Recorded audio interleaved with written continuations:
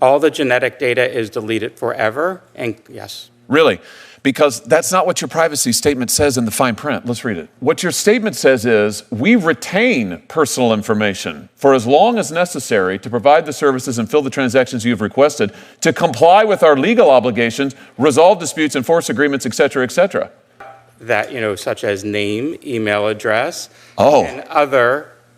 So even if you delete the account, you retain their name, you retain their email address, you retain their date of birth, you retain their sex, and you retain their genetic information, even if they choose to delete your account. So in other words, don't talk to your suit behind you, talk to me. In a room of power, silence trembled. The senator leaned forward, voice sharp as truth. 15 million souls, he said, their genes, your gold mine. Across the table, the CEO blinked, papers rustling like gilt.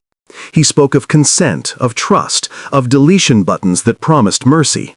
But the fine print whispered otherwise, that what's deleted still lives, tucked behind digital curtains, names and birth dates stitched to code, children's DNA sealed in servers of profit.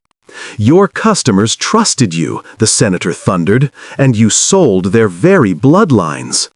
The room fell heavy. No applause, no defense. Just the echo of betrayal hanging between technology and truth. The hearing adjourned, but the question remained. Who owns our humanity when our DNA becomes currency? Thank you, Mr. Chair. Mr. Till Savage, if I could just start with you. So how many customers do you have approximately? Between 14 and 15 million customers. Between 14 and 15 million. I think you told Senator Britt just a minute ago that a goodly number of those are minors. Is that correct? What I said was I don't have the number of customers. You have the genetic data of a good many minors. Is that correct? We have genetic data for a particular number of minors, and I will be happy to provide. People under the age of 18. Is that correct?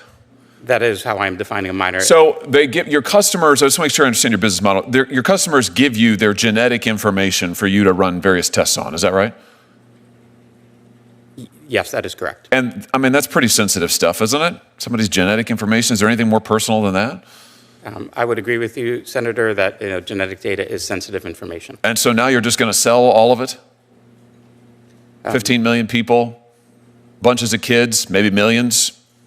It's just going to be sold in the open market? As Senator, the good news, as I mentioned, is that the two bidders or buyers for the company, one is Regeneron, which is That's the big pharma company? It doesn't make me feel any better. It's a large pharmaceutical company. All right, so you're gonna take 15 million Americans' genetic information and you're gonna sell it to somebody, and your message to us is today, trust us, it'll be fine.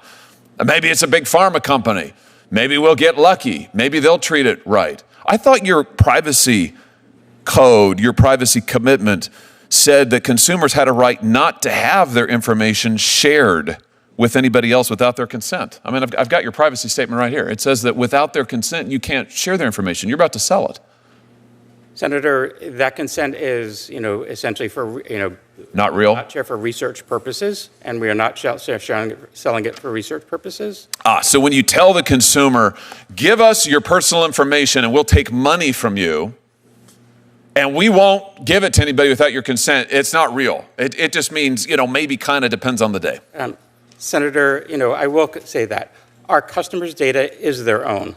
They have the right at all times to access that information. They can edit it. Well, sure they can, but you're about to sell it to who knows who. They can't control it. You said to Senator Moody that consumers have complete control of their data. Complete. How can they have complete control if you're about to sell it without their consent? Senator, they can delete that data anytime up until the sale and after. Oh, okay. They can delete the data. Have you fixed the ability of customers to go on your website and delete it? Because right after you announced your sale, your deletion page went down. I hold in my hand here an article from the Wall Street Journal. 23andMe site goes down as customers struggle to delete their data. Can they even get onto your site to delete their data? They can, Senator. And you fixed this? That was an issue that, yes, we fixed immediately after. It's up and running now? Customers can go on? Customers can go on and they can delete their data. What happens when they go onto your site to delete their data? When a customer logs into their account at 23andMe, they go to their settings page, and there's a section there where just click delete my data. It confirms that they want to delete their data, and it's deleted automatically. Is that true? Let's take a look. Let's take a look. Okay. When they go onto your page, they get an opportunity. It says permanently delete the data. So they click the button that says permanently delete the data, and then they get a notification that says your account is no longer accessible. How do they know if they can't access their account anymore? How do they know their data's been deleted? Because we send them a notification that their information has been deleted. You send it once, and how long does that take? Our policies state that, we will delete their data within 30 days, and in most cases, it is automatic and happens much quickly. And when you deleted it, it's deleted. It's gone forever. All the genetic data is deleted forever, and yes. Really? Because that's not what your privacy statement says in the fine print. Let's read it. What your statement says is, we retain personal information for as long as necessary to provide the services and fill the transactions you have requested, to comply with our legal obligations, resolve disputes, enforce agreements, et cetera, et cetera. And then it goes on, 23andMe and or our contracted genotyping laboratory will retain your genetic information even if you choose to delete your account. Senator, 23andMe, it does not retain any genetic information regarding the consumer once they delete their account. We do. It says right here that you will retain genetic information, including date of birth and sex, even if you choose to delete your account. This is your privacy policy. I'm just quoting from it. Senator, to the best of my knowledge, we do not maintain any genetic information. It says even if you choose to delete your account, we will retain your genetic information, date of birth and sex, even if you choose to delete your account. There is some information that we do retain, but not related to the genetic information. Right. But that, such as name, email address, Oh. and other. So even if you delete the account, you retain their name, you retain their email address, you retain their date of birth, you retain their sex, and you retain their genetic information, even if they choose to delete your account. So in other words, don't talk to your suit behind you, talk to me. He's not testifying, you are. You do not allow consumers actually to delete permanently their data. And when you said a minute ago to Senator Moody, at all times consumers have complete control of their data, that's just not true, is it? By the terms of your own agreement, that just is not true. Senator, with all due respect, all of the genetic data is deleted. We are only With all due respect, what you are telling me is in direct contravention to what your own policy states, even if you choose to delete your account. In fact, what you do is you allow your consumers to delete their account settings, but their data isn't deleted. You still have it. The laboratory still has it. You have their name. You have their date of birth. You have their sex. And now you're going to sell it. Here's my point. It's a pattern.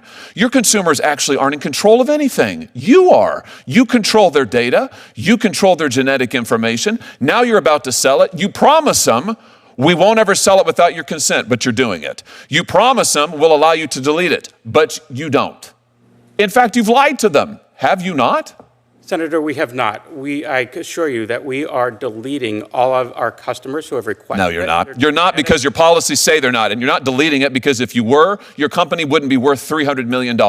No, don't read from what your guy behind you is shoveling talking points to you now. I don't want your talking points. I've read your policies. I've seen what they are, and I tell you what, it's amazing to me you're not getting your socks sewed off by your customers. I hope they will. I hope they will rush to the courthouse, even as we are here today, to sue you into oblivion for lying to them and taking their most personal, identifiable information and selling it for a profit and lying to them and to the American public. Quite frankly, Mr. Selsavage, what you're doing here has all kinds of implications, national security implications, all of it, but nothing is worse than taking the personal, identifiable information of American consumers and keeping it and lying to them about it while you make a huge profit off of it. It's unbelievable to me. It's absolutely unbelievable. This concludes our hearing. I want to thank each of the witnesses for taking the time to share your experience, your expertise, and your perspectives. Written questions can be submitted for the record until Wednesday, June 18th at 5 p.m. I'll ask the witnesses to answer and return questions to the committee within 2 weeks. The hearing's adjourned.